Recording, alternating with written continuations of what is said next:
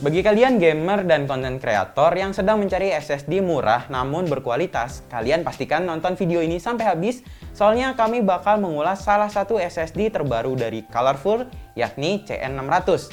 Nah, untuk varian yang kali ini, kami akan membahas varian yang sudah memiliki kapasitasnya 1 tera. Tapi bagaimana dengan performa dari SSD yang satu ini nih? Kalau misalnya kalian penasaran, yuk kita bahas bersama-sama.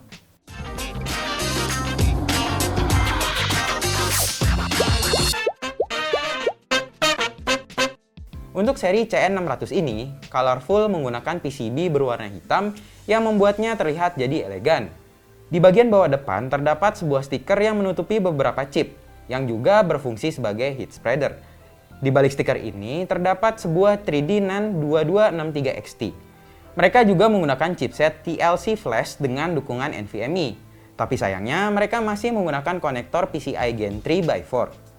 Colorful mengklaim SSD yang satu ini bisa memiliki kecepatan baca hingga 2000 MB per second, dan untuk kecepatan tulisnya mencapai 1500 MB per second. Menurut kami, kecepatan ini merupakan kecepatan standar yang ada di PCIe Gen 3x4.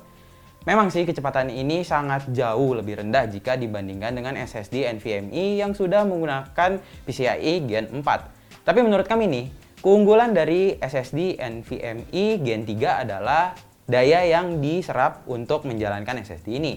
Soalnya, kalau misalnya kita melihat dari data, SSD PCIe Gen 4 itu memiliki daya yang lebih rendah jika dibandingkan dengan SSD NVMe generasi keempat. Untuk pengujian kali ini, kami akan menggunakan dua platform. Kami akan menggunakan PC dengan spesifikasi motherboard Asus X470 Crosshair 7 Hero Wi-Fi dengan prosesor AMD Ryzen 9 3900. Selain itu, kami akan menggunakan RAM G-Skill Trident Z DDR4 32GB dengan kecepatan 3800. Sedangkan untuk laptop, kami menggunakan laptop Asus VivoBook S14 dengan prosesor AMD Ryzen 7 4700U dengan RAM 8GB. Dan berikut ini adalah hasil pengujian kami.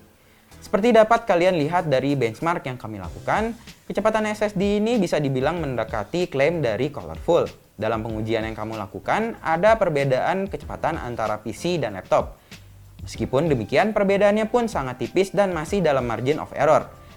Tapi tetap saja, kalau misalnya kalian membandingkan kecepatan SSD ini dengan kecepatan hard disk biasa, kecepatannya jauh lebih tinggi. Jadi pengalaman penggunaan laptop atau PC akan jauh lebih baik. Memang sih kecepatan dari SSD Colorful CN600 ini cukup tinggi. Tapi nih, meskipun kencang, menurut kami kalau misalnya laptop kalian atau motherboard kalian sudah mendukung SSD NVMe yang PCIe Gen 4, kalian sebaiknya menggunakan SSD dengan tipe itu untuk OS dan yang lainnya. Soalnya memang kecepatan antara PCIe Gen 4 dan Gen 3 itu sangat tinggi. Tapi kalau misalnya nih kalian gamer atau konten kreator yang pengen memiliki sebuah SSD yang besar namun murah, Colorful CN600 ini bisa menjadi pilihan. Seperti yang kalian tahu kan, zaman ini nih game itu ukurannya udah sangat besar. Jadi kalau misalnya digabungin sama OS kadang-kadang kurang. Dan begitu juga untuk konten kreator. Sekarang kan kamera udah makin canggih ya. Kita bisa ngerekam hingga 4K atau 8K. Jadi kalau misalnya kita merekam video membutuhkan space penyimpanan yang banyak di komputer atau laptop. Nah, disitulah CN600 ini bisa kalian andalkan. Jadi misalnya laptop kalian nih punya dua slot nih, yang satu PCIe Gen 4, yang satu PCIe Gen 3. Ya lebih baik CN600 ini digunakan sebagai storage kedua, yang tentunya SSD ini akan memboosting kapasitas penyimpanan dari PC atau laptop kalian. Tapi nih, misalnya kalian berpikir kalau misalnya 1 TB itu terlalu besar. Colorful pun menyediakan beberapa varian lain mulai dari 128, 256, dan 512 GB untuk CN600 ini.